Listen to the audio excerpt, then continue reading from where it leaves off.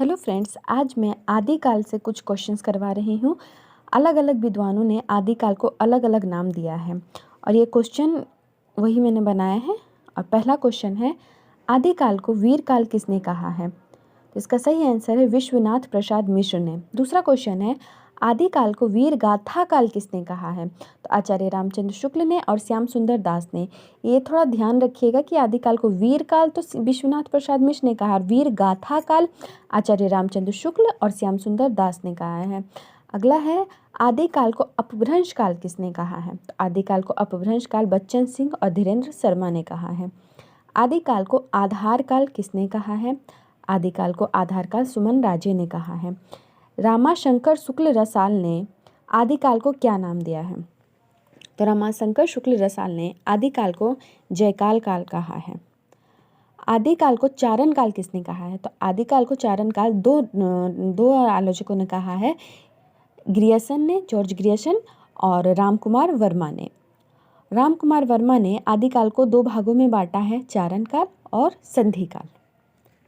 ये कुछ क्वेश्चंस हैं, आप देख लीजिएगा। मेरी वीडियो में क्वालिटी तो उतनी अच्छी नहीं होती है, हो सकता है आपको लगता, क्योंकि मेरे पास अभी कोई ऐसा कैमरा या स्टूडियो नहीं है। मैं नॉर्मल वीडियो मोबाइल पे ही बनाती हूँ।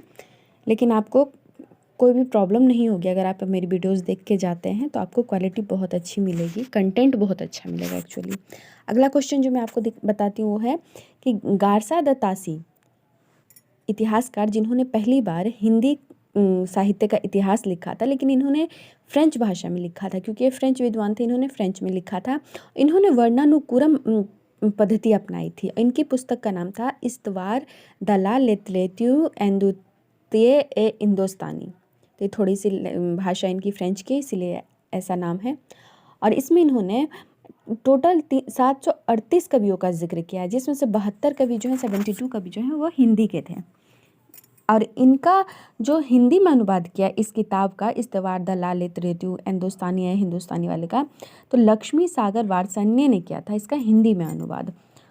अगला किताब जो है ये हमारा जॉर्ज ग्रियर्सन ने लिखा था, जिन्होंने कि कालानुक्रम पद्धति में लिखा था। तो आप ध्यान रखिएगा, गारसा दत्तासी ने वर्णानुक्रम पद्धति लिया, यानी कि जो हमारे अक्षर होते हैं स्वर व्यंजन वाले, उनके अनुसार पहले क वालों का, फिर ख वालों का, फिर ग वालों का। इन्होंने ये नहीं देखा कि किनका कालक्रम क्या है, जबकि ग्रियर्सन ने कालों को देखा।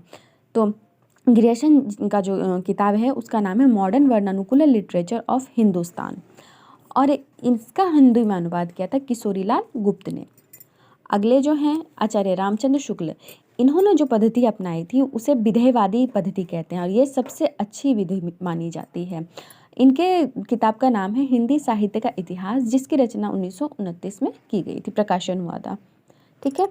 और अगला है मिश्र बंधु। तो मिश्र बंधु ने जो लिखा था उस किताब का नाम है मिश्र बंधु विनोद, जिसमें इन्होंने 5000 कवियों के बारे में लिखा है। अगले हैं शिव सिंह सेंगर। शिव सिंह सेंगर ने शिव सिंह सरोज की रचना की थी 1883 में, और ये पहले भारतीय थे जिन्होंने हिंदी में हिंदी के जो भारतीय हमारा इतिहास है, हिंदी साहित्य का जो इतिहास है, उसके लिए किताब लिखा था। और इनका जो शिव सिंह सेंगर है, शिव सिंह सेंगर का जो शिव सिंह सरोज है, इसमें 1000 कवियों के बारे में वर्णन किया गया है। अगले हैं रामकुमार वर्मा। रामकुमार वर्मा की किताब का नाम है हिंदी साहित्य का आलोचनात्मक इतिहास, और ये सारे किताब का नाम आप जरूर याद रखिएगा। आपके एग्जाम में 1-2 क्वेश्चंस जरूर आएंगे, ज़्यादा भी आ सकते हैं। अगले विश्वनाथ प्रसाद सिंह मिश्र। विश्वनाथ प्रसाद मिश्र की किताब का नाम है हिंदी साहित्य का अतीत। अगले जो हैं बच्चन सिंह की किताब का नाम है हिंदी साहित्य का दूसरा इतिहास। अभी जो एस्टेट का एग्ज़ाम हुआ था, इसमें ये दूसरा इतिहास और ये सुमन राजे जी का आधा इतिहास जो है, ये दोनों ही आए थे। तो सुमन राजे की जो किताब है उसका नाम है हिंदी साहित्य का आधा इतिहास। उम्मीद करती हूँ आपको ये अच्छा लगा होगा, और ये वीडियो को आप ज़रूर देखिएगा, ज़रूर आपको क्वेश्चंस मिलेंगे इसमें से एग्ज़ाम में, और पसंद आए तो लाइक ज़रूर कीजिएगा। Thank you.